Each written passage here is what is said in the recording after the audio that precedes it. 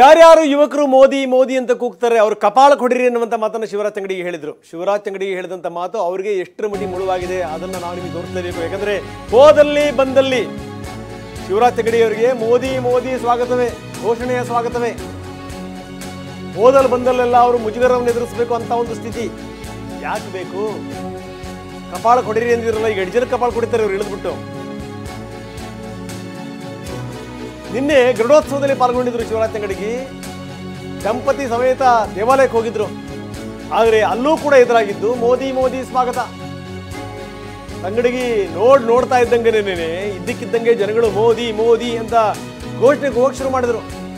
ಒಂದು ಲೆಕ್ಕದಲ್ಲಿ ಶಿವರಾಜ್ ತಂಗಡಿಗೆ ಗಲಿಬಿಲಿಗೊಂಡ್ರು, ಮುಜುಗರ ಆಯ್ತು ಅವರಿಗೆ.